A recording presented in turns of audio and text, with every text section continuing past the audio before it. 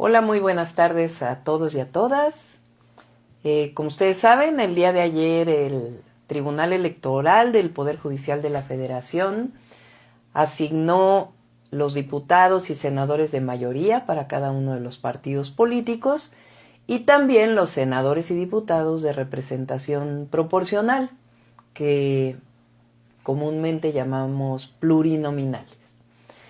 Y dada esta asignación, nuestro movimiento, que como ustedes saben está conformado por Morena, Partido del Trabajo y Partido Verde, tiene mayoría calificada en la Cámara de Diputados y ayer se incorporaron 2 senadores a las fracciones, también a la fracción de Morena, que junto con el Verde y el PT pues también tienen prácticamente mayoría calificada. ¿Qué significa esto? Pues que es posible cambiar la Constitución de nuestro país, la Constitución de los política de los Estados Unidos mexicanos.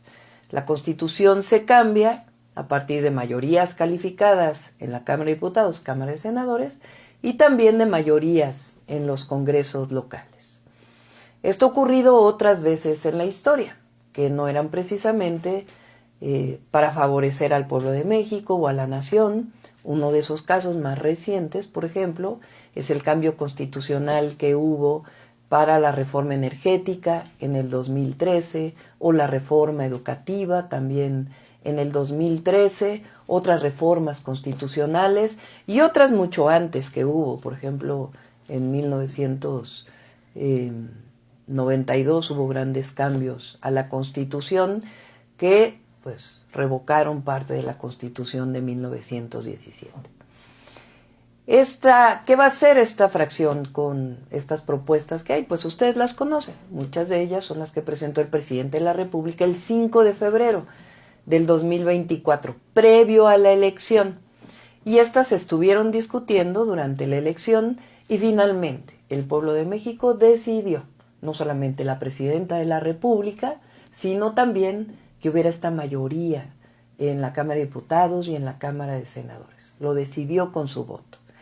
Hay quienes dicen que es una sobrerepresentación. Bueno, esto es falso. Lo único que hizo en su momento el Consejo Electoral del INE y el Tribunal Electoral del Poder Judicial de la Federación el día de ayer es regirse por la Constitución y por una ley que se llama la Ley General de Instituciones y Procedimientos Electorales, que cualquiera puede revisar porque está en el internet, que particularmente en el artículo 15 dice claramente cómo deben asignarse las representaciones proporcionales por cada partido político. Estos artículos que vienen aquí dicen la fórmula que hay que aplicar para que se den estos diputados plurinominales. Y pues se siguió tal cual lo que dice esta ley y lo que dice la Constitución. Es decir, no hay sobrerepresentación, sino sencillamente hay cumplimiento de la ley y cumplimiento de la Constitución. Por eso hay que reconocer a los magistrados del Tribunal Electoral, porque tenían presiones para que esto no ocurriera, incluso lo dijo ayer la propia presidenta en su momento, en su intervención, y aún así cumplieron con la ley y cumplieron con la Constitución. Esto es lo primero que es importante aclarar. Lo segundo tiene que ver con la reforma al Poder Judicial, que es una de las reformas planteadas y que se estuvo planteando durante todo el proceso de la campaña.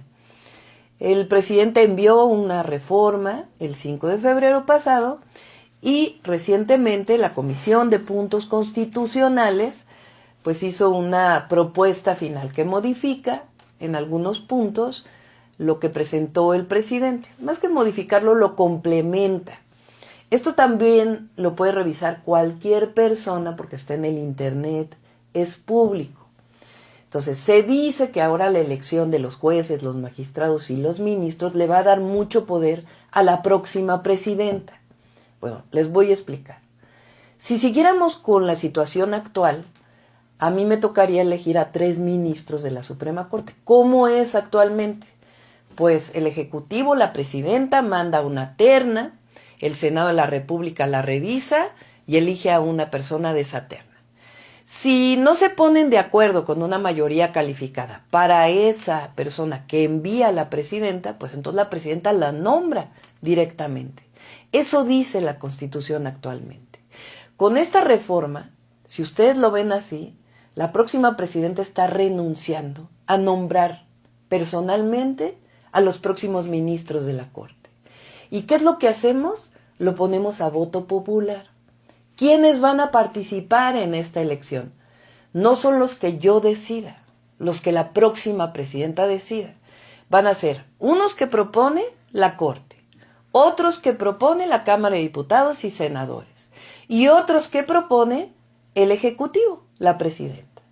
Pero no es cualquiera que sea una ocurrencia, no. Se va a abrir una convocatoria. Esa convocatoria es abierta. Pueden participar con una serie de requisitos, aquellos que son abogados, en algunos casos que tengan experiencia, en otros casos pues tienen que cumplir incluso con calificaciones en las materias en las que están procurando ser o participar en esta elección. De ahí, de esta convocatoria electa, hay una comisión de expertos, de juristas, que va a revisar a todos los que van a participar y van a decidir un número específico. Y una vez que se decide ese número específico, una vez revisado lo que viene en la Constitución y lo que se plantea para estos jueces, ministros o magistrados, pues entonces después de un número se hace una selección de tal manera que incluso de 15, por ejemplo, que hayan sido reconocidos por esta comisión, después solamente algunos son seleccionados al azar. ¿Cómo creen que tiene más participación la presidenta?